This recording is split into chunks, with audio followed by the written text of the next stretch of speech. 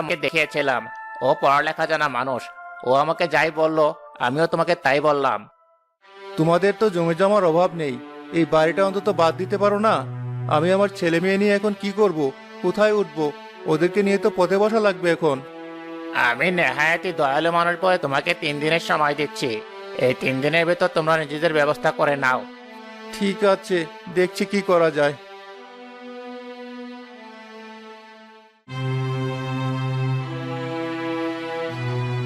এ কি বলছো তুমি?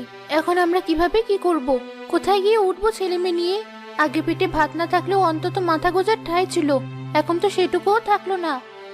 এই বুড়ো বয়সে এসেও এত ঝামেলায় পড়তে হচ্ছে। শেষ বয়সে এসে নিজের বাড়িতে মরতেও পারবো না। ভাইয়া, আমাদেরকে এই বাড়ি থেকে বের করে দিবে? আমরা এখন কোথায় থাকবো? বাবা একটা না একটা থাকার ব্যবস্থা করবে, তুই চিন্তা করিস না বোন। আচ্ছা ভাইয়া। তোমরা বাড়িতে যা আছে সবকিছু গুছগাছ শুরু করে দাও, আমি দেখি থাকার কোনো ব্যবস্থা করতে পারি কিনা।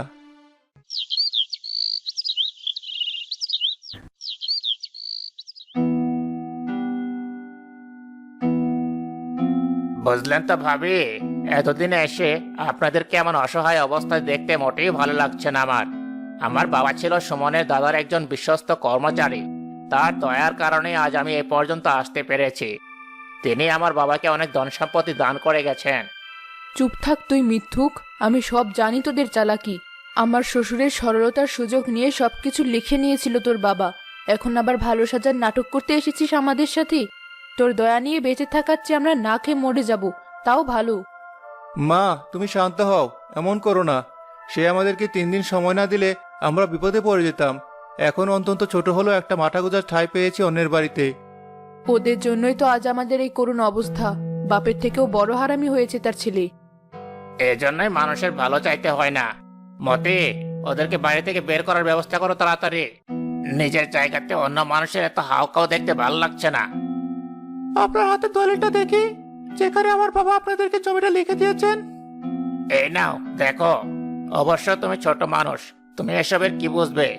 তাও শখ করেছো যেহেতু দেখো। আমার বড় হয়ে উকিল হওয়ার ইচ্ছা, যেন আমাদের গ্রামের মতো সহজ সরল মানুষদেরকে কোনো বাটপার না ঠকাতে পারে। আমাদের গ্রামের লাইব্রেরিতে ওকালতি নিয়ে যে কয়টা বই আছে, প্রায় সব বই আমার পড়া শেষ। মানুষের খেয়ে দিয়ে কাজ না থাকলে যা হয়। চাষার ছেলে ঠিক মতো খেতে পায় না, তার নাকি আবার উকিল হওয়ার শখ। জি, দিন এবার। এখানে লেখা আছে, আমার দাদা যদি 1 বছরের মধ্যে আপনাদের দেওয়া টাকা শোধ করতে না পারে, তাহলে আপনারা পূর্ব পাড়ায় থাকা তার